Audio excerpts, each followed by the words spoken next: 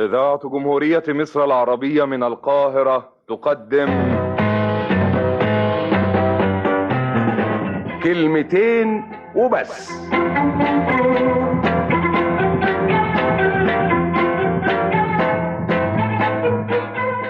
سيد أفندي لاحظ إن الكلمة الحلوة قربت تختفي من المجتمع ومن حياة الناس. قال لعبده أفندي الحكاية دي. عبده قال له: قصدك إيه بالكلمة الحلوة يا سيد؟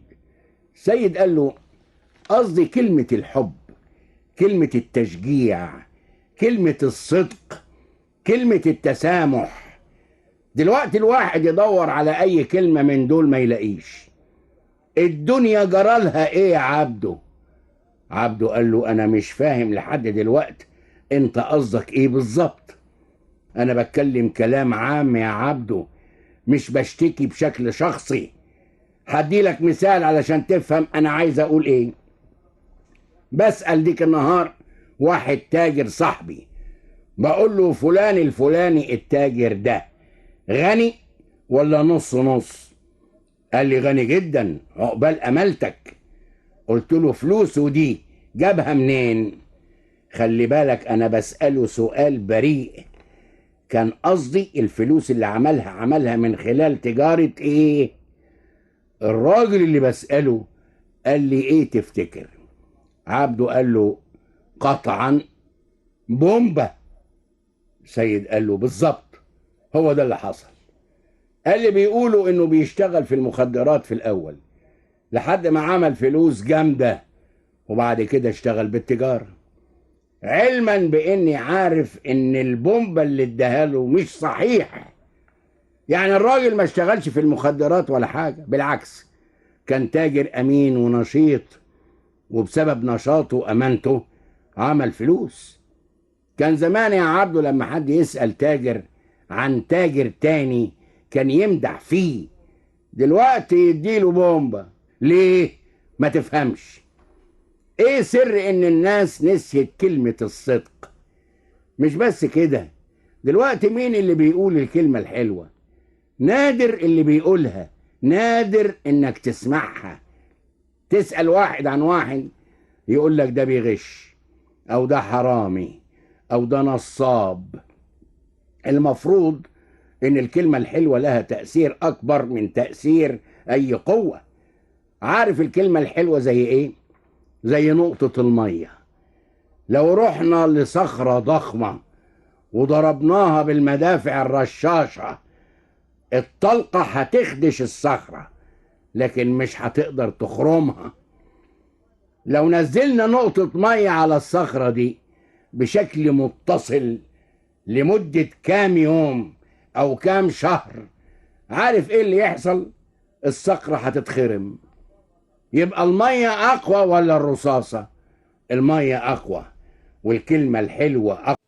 وطبعا زي ما شفتوا كده الكلمة الحلوة فعلا ما بقتش موجودة، والناس بقت ما عندهاش صدق مع بعضها، محدش بيقول كلمة حلوة في حد. طبعا ده مش كل الناس، يعني بعض الناس، عشان برضو الواحد ما يعممش. المهم انا حبيت احط لكم المقطع ده عشان افكركم بالذكريات الجميلة الحلوة اللي كانت زمان بتيجي في الراديو.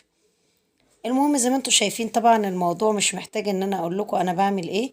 زي ما انتوا شايفين كده دودو كانت عامله الصح يعني على السرير ومبهدلة الدنيا. فطبعا كان لازم اشيل المفرش واشيل اللحاف واشيل كل حاجه وانا واحط حاجات نظيفه.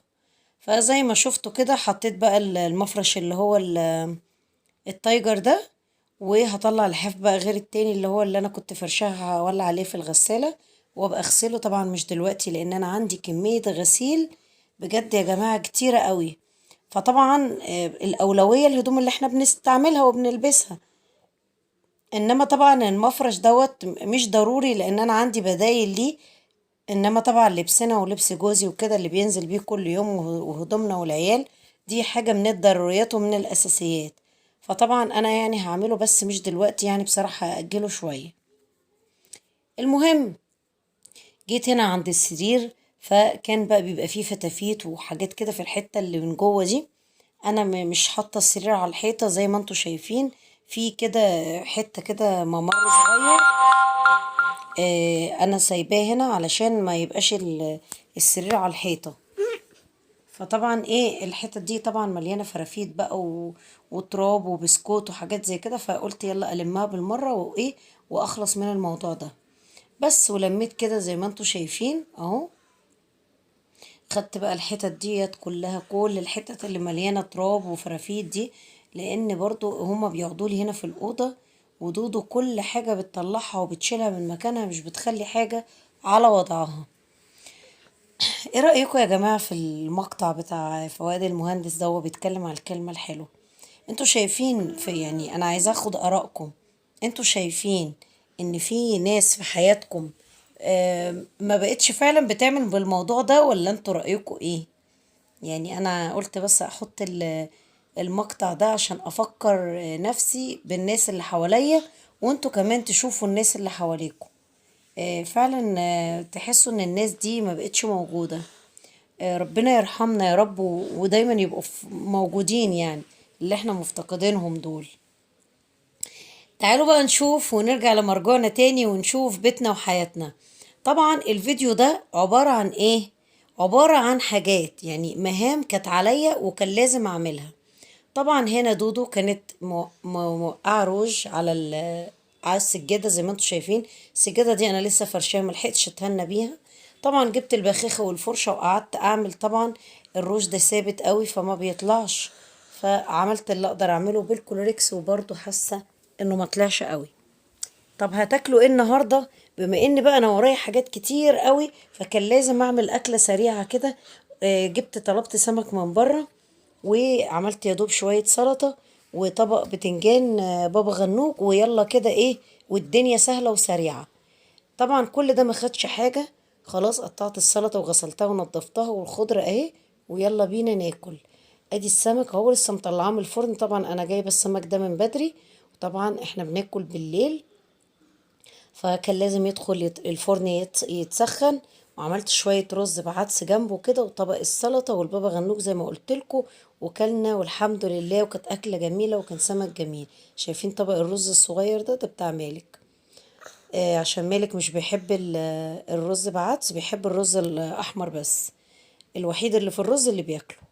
المهم تعالوا نشوف المهام اللي علينا. المروحة دي من الصيف وأنا عايزة أغسلها. كل يوم الاقيها واقفه بالمنظر ده قدامي، وحالتها ما تصرش عدو ولا حبيب. فبصراحه قلت لا، انا لازم امسكها انضفها بقى. خلاص كده ان الاوان ان انا اشيلها بقى وايه واشيلها تحت.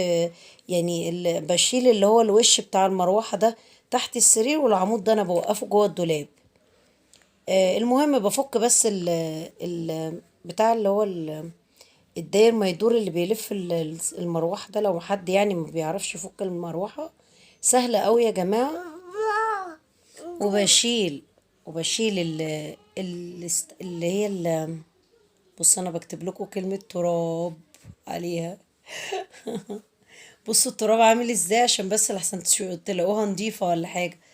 المهم جبتها في المطبخ بقى، مرضتش ادخل بيها الحمام. قلت لها تعالي بقى واحنا في المطبخ كده، يلا اصور معاكم وكمان ننضفها مع بعض. بصوا معلش يا جماعة لو الفيديو هينزل لكم متأخر، بس يعني احنا سهرانين بقى ومفيش مدرسة وبتاع والدروس وكل الدنيا حلوة. فقلت يلا نسهر بقى مع بعض وتشجعوني وتتفرجوا على الفيديو، واللي وراها طبعا اي حاجة تقوم تعملها. مش تقعدي تتفرجي على الفيديوهات وتنسي بيتك وتسيبي اللي وراكي، لا طبعا. انا قصدي ان احنا نتشجع مع بعض ونعمل كل حاجات بيتنا ايه، ونخلص منها. طبعا هو حاجة البيت ما بتخلص، بس يلا انا قلت اقول لكم. المهم ايه، جبت العمود بتاعها كده والهيكل بتاع المروحة زي ما انتوا شايفين، وبالفوطة اللي في ايدي، وقعدت انضف حتة حتة فيها وبالسلك بكله. لمعتها وكله خليتها زي الفل، عشان بإذن الله بإذن الله على الصيف نحطها تبقى نضيفة، تطلعوا كل حاجة تبقى نضيفة. بس لمعتها كده زي ما انتوا شايفين بالبخاخة، برضو كل حاجة بلمعها وبشيلها نضيفة. خلاص كده انا الهيكل ده خلصته اهو، اسيبه بقى كده. اطلعه بقى بره مع نفسه عشان اوسع على نفسي.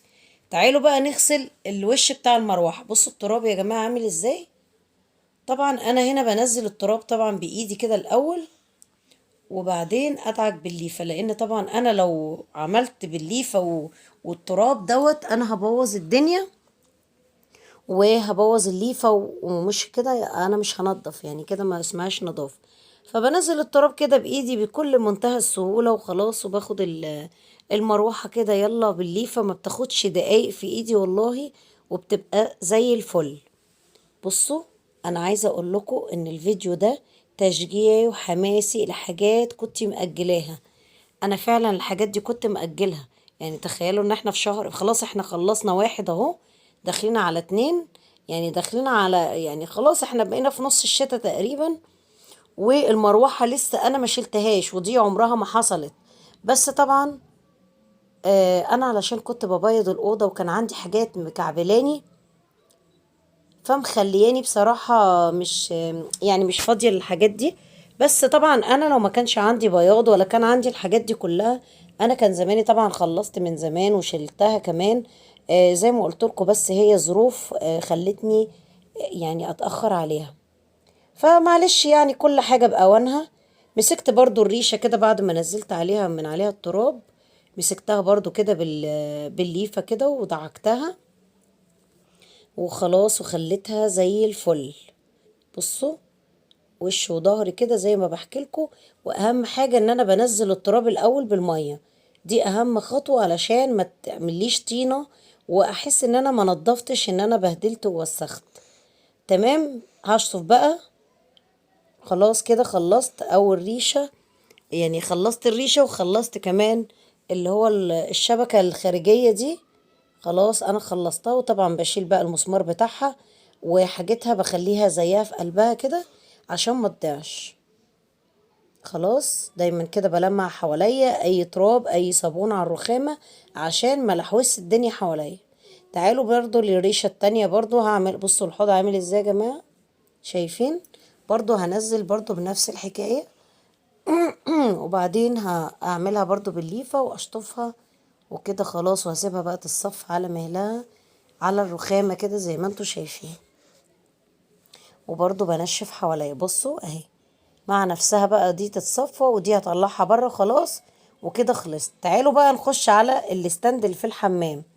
الستاند ده انا كنت حاطاه بره، بس انا دخلته الحمام من ساعة لما دودو ابتدت تحط ايدها وتمسك الصابون وبتاع، خفت عليها لا تشرب صابون ولا الكلور ولا الحاجات دي، رحت مدخلاه في الحمام اضمن طبعا. وطبعا هو مع شباك الحمام والمية عمل اللحوسة اللي انتوا شايفينها.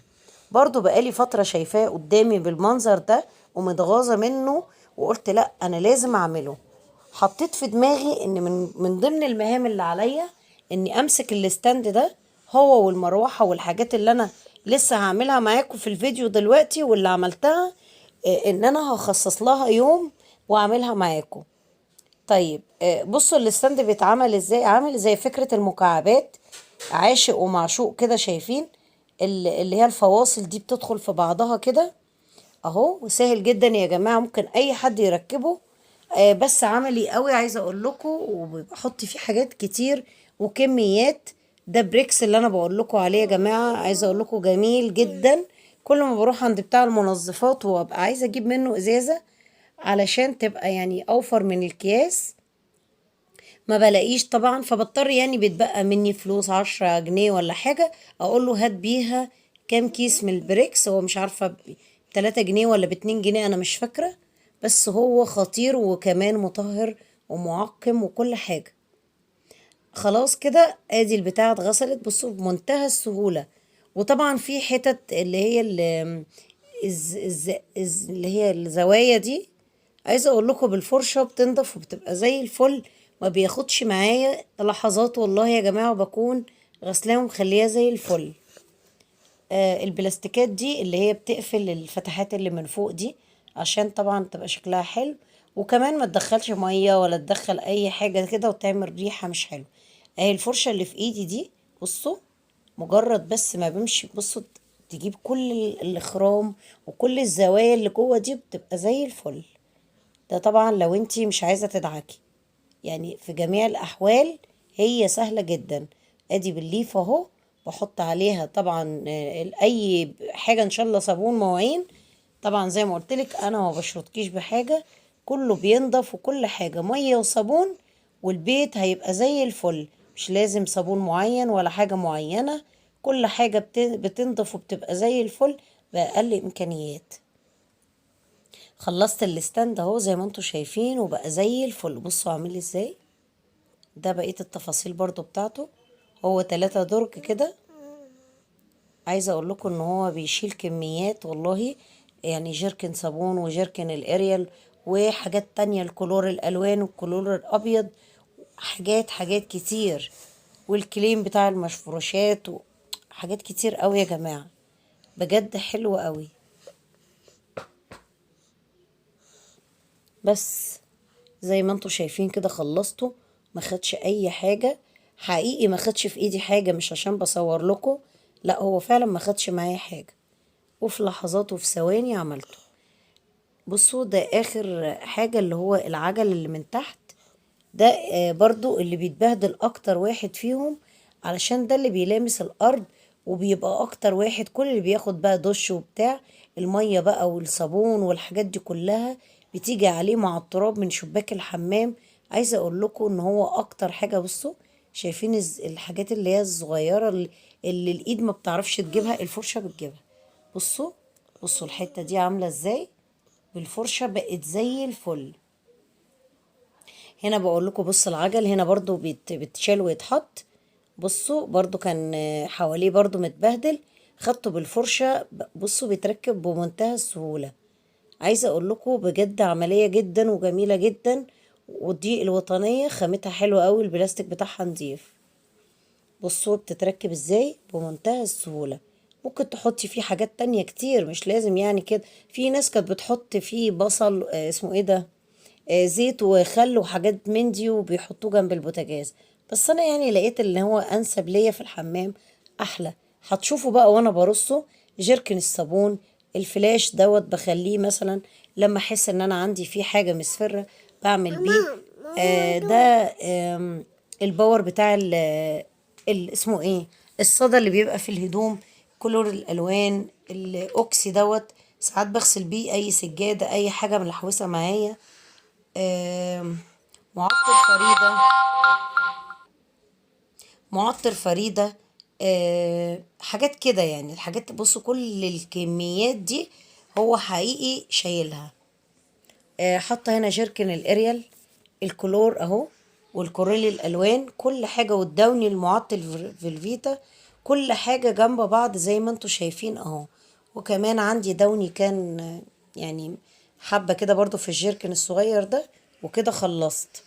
بصوا المنظر، بصوا الحاجه شكلها نضيف وحلو ازاي، بجد حاجه تانية ونظافه تانية. بصوا الحاجة تحسوها اتنفست. تعالوا نخش للمعركة دي برضو.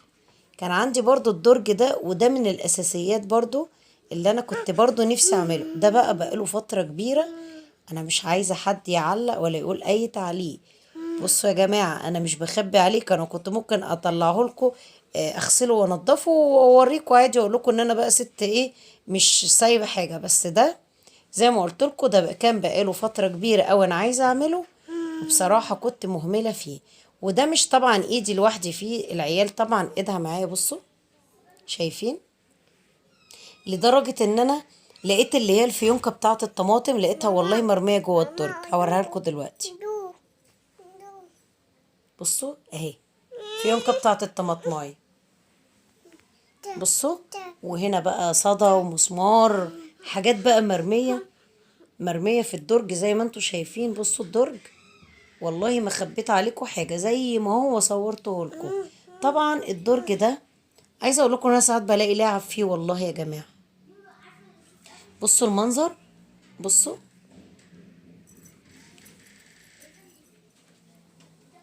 بصوا شايفين، بالميه السخنه طبعا. وخلصت معاكم يعني كل حاجه بعملها بالميه السخنه. طبعا دول اللي انا لقيتهم مش نضاف، بصراحه جبت الليفه بتاعتي كده وقلت لا انا لازم اغسلهم، لازم اغسلهم كده زي ما انتوا شايفين. ده المكيال، والله انا اشتريته وللاسف انا ما استعملتوش يعني. مش عارفة يعني، انا حاسة ان انا مش عارفة فيه، ومبقتش عارفة ده معياره كام ولا ده معياره كام. اهو يعني شكله هو عامل زي اللعب في الدرج وخلاص. غسلته كده برضو اهو، وهحطه برضو مكانه تاني بس يعني لما اخلص يعني. المهم يعني شوية الشوك وشوية الحاجات اللي لقيتها مش نظيفة معايا هي اللي غسلتها، وبقيت الحاجة طبعا عشان انا استعملي فيها على طول هي دي اللي انا ما غسلتهاش وهحطها في الدرج تاني. كده كده انا ايه يعني اغلبية المعالق والشوك كلها بتبقى بره. بصوا المعلقة دي لقيت فيها في الزوايا كده مش نظيف. الفرشة دي جميلة يا جماعة، اي حاجة بتجيبها. وخلصت كده، والمعلقة الصغننة دي كانت بتاعت دودو، كانت بتاكل بيها زبادي. خلاص جينا بقى، تعالوا بقى نعمل المنظم ده برضو بالمية السخنة، وكنت نقعاه كده وحاطة فيه شوية صابون وصابون مواعين، وقلت ادعك فيه برضو كده بالفرشة. يعني الحتت اللي هي من جوه قوي اللي ايدي ما تعرفش تجيبها عملتها بيه، والحتت التانية اخدها بالليفة. ده لو ما نتفتش يعني معايا. بصوا هنا طبعا انا كنت عايزة اجيب لكم اكبر كادر عشان اوريلكم يعني الشكل عامل ازاي، عشان تشوفوا ان انا مش بخبي عليكم حاجة. طبعا الحاجات دي والفواصل دي حاجات تفاصيل صغيرة، بس كل ست فينا احيانا بتبقى في حاجات اهم وراها، ودي من ضمن الحاجات المهمة برضو. بس لما تبقى عندك اطفال وفي حاجات وبيت وحاجات تانية وغسيل وحاجات تانية اكتر من كده، فانتي بتلاقي ان الحاجات دي آه، بتحددي لها وقت، بتحطيها في دماغك ان انتي لازم تعمليها. خلاص عملت الدرج كده بتاع المعالق اللي هو الرف ده. فاضل الدرج هعمله معاكم اهو، زي ما انتوا شايفين كان مليان فتافيت كده اهو. بصوا اهو، هنا كنت مش عارفة يعني اثبت الستاند عشان اجيب لكم كادر الكاميرا كويس. بصوا بس الدرج اهو، عايزه اقول لكم ان هو بقى بيلمع. هنا بعد ما بنشف بالفوطه كده، انا كنت بحسب ان الحته اللي قدامكم دي بحسبها صدى، يعني بحسبها مش هتروح، لقيتها بتروح بالفوطه. رحت قلت خلاص انا هجيب السلكه وادعكها، وعملتها بالسلكه ونطفت وبقت زي الفل اهو. بصوا شايفين اهو، والحمد لله انا كده خليت. بصوا يعني الحمد لله الحمد لله ما ورايش حاجه غير النيش، ومش هعمله دلوقتي يعني شويه كده اخد هدنه وراحه. يا جماعه انا برضو ما فصلتش، الايام اللي فاتت كنت شغاله دايرك على طول، لسه مخلصه اوضه وترتيب والكلام ده كله، فبصراحه انا مهلوكه. خلاص خلصت كده، نشفت الدرج بتاع المعالق اهو، وهحطه بقى جوه الدرج كده ويبقى كده خلاص. وهرص بقى شوية المعالق والحاجات. بصوا الحاجة يا جماعة لما بتنضف بتبقى عاملة ازاي، والله حقيقي ده مش اهمال ولا اي حاجة، بس بيبقى في حاجات بتبقى الواحد بس يعني شايلها لوقت معين، لكن اول ما بتحسي ان انتي لازم تعمليها اهو وقتها جه. هرص بقى الحاجات اللي هي الطويلة زي المعالق الخشب والسكاكين الكبيرة والحاجات دي كلها. طبعا البتاعة مش مكفية، وكمان الدرج صغير، بس يلا مش مشكلة، هحاول على قد ما اقدر. انا عايزة اقول لكم ان انا رتبته كده، لكن انا بعد ما خلصت الفيديو ما عجبنيش، شلته ورتبته تاني وعملته بشكل احلى من ده. هبقى اوريه لكم مرة تانية لو افتكرت، عشان برضو ايه ما تقوليش انتي مورتناش او حاجة. فانا ما عجبنيش الترتيب ده، انا حطيت كده وبعد كده لقيت ان في جوه مساحة من جوه خالص. يكون الفيديو خلص معاكم، ويلا اشوفكم في فيديو جديد، مع السلامة.